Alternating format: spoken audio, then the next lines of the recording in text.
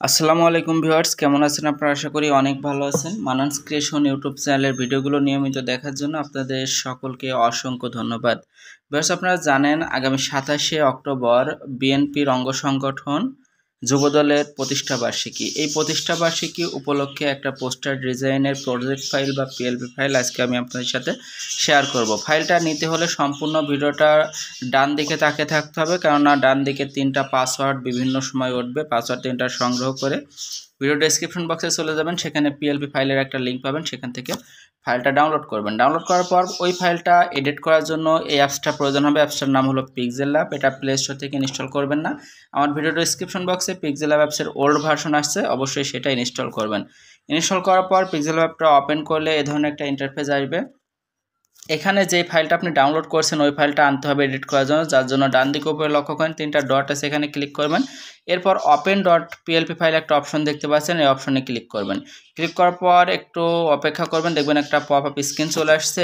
তার বাম দিকে উপরে দেখবেন যে ডট পিএলপি নামে একটা অপশন আছে, এটার উপর ক্লিক করলে আপনার ফোনের ডাউনলোড ফোল্ডারটা ওপেন হবে। আপনি যদি সঠিকভাবে পাসওয়ার্ড দিয়ে আমার ওই পিএলপি ফাইল বা প্রজেক্ট ফাইলটা ডাউনলোড করে থাকেন, তাহলে স্লাইড করে নিচে আসলে দেখতে পারবেন এরকম একটা ফাইল রয়েছে, যুবদলের প্রতিষ্ঠা 2023 পিএলপি।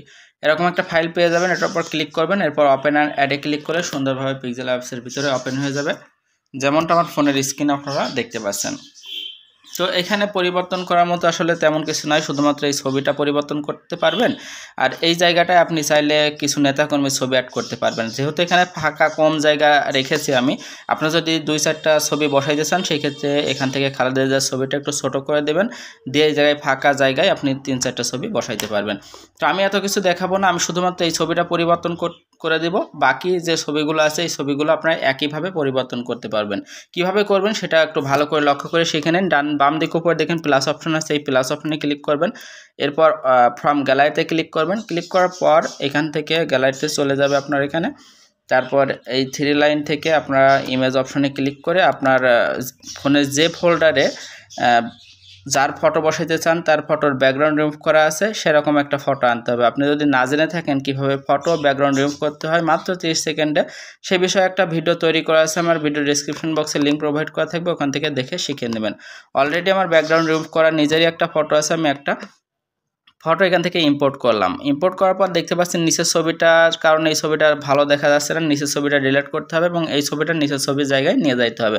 এটার জন্য এই যে লেয়ার অপশন দেখতে পাচ্ছেন, এই লেয়ার অপশনে ক্লিক করবেন। ক্লিক করার পর এই মাত্র যে ছবিটা আনলাম তার বাম পাশে লক্ষ্য করেন যে 8টা ডট আছে, এই ডটের উপর চেপে ধরে রেখে আপনারা আগে ছবিটার কাছে নিচের দিকে নিয়ে আসতে পারবেন।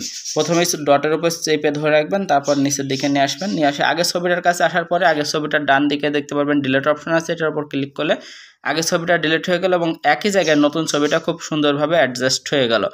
তো একইভাবে সমস্ত ছবি আপনারা পরিবর্তন করতে পারবেন এবং এই লেখাগুলো আপনারা চাইলে আপনি আপনার ইচ্ছা মতো কাস্টমাইজ করতে পারবেন। লেখাগুলো পরিবর্তন কীভাবে করবেন, জাস্ট লেখার উপর ডাবল ক্লিক করবেন, আপনি আপনার ইচ্ছা মতো যা ইচ্ছা তাই লিখতে পারবেন। এখানে যেমন আমার নাম আছে, নামটা কেটে দিয়ে আপনার নাম লিখতে পারেন। পদবীর এখানে ডাবল ক্লিক করে আপনার পদবীটাও লিখতে পারেন। তো সব কিছু লেখা হয়ে গেলে এটা সেভ করতে হবে। সেভ করার জন্য দেখতে পাচ্ছেন এখানে সেভ অপশন রয়েছে, এই সেভ অপশনে ক্লিক করবেন, এরপর সেভ অ্যাজ ইমেজ যাবেন, তারপর ডেমিনেশনটা ডিফল্ট আছে এটা আলট্রা করে দেবেন, তারপর সেভ টু গ্যালারিতে ক্লিক করলে এটা জেপিজি আকারে আপনার ফোনের গ্যালারির মধ্যে সেভ হয়ে যাবে। চাইলে এটা সোশ্যাল মিডিয়া সব বিভিন্ন জায়গায় শুভেচ্ছা পোস্টার হিসেবে শেয়ার করতে পারেন এবং যদি প্রিন্ট করতে চান তাহলে ডিজিটাল প্রিন্ট প্রেস থেকে প্রিন্টও করে নিতে পারেন। তো আশা করি বুঝতে পারছেন যুবদলের প্রতিষ্ঠা বার্ষিকী পোস্টারে পিএলপি ফাইলটা কীভাবে এডিট করে নেবেন। বুঝতে পারলে অবশ্যই ভিডিওতে একটা লাইক করবেন, কমেন্ট করবেন, বন্ধুর সাথে শেয়ার করবেন, আর এই ধরনের নিত্য নতুন ভিডিও পেতে আমার চ্যানেলটা সাবস্ক্রাইব করেন। তো ভালো থাকবেন, সুস্থ থাকবেন, ধন্যবাদ সকলকে।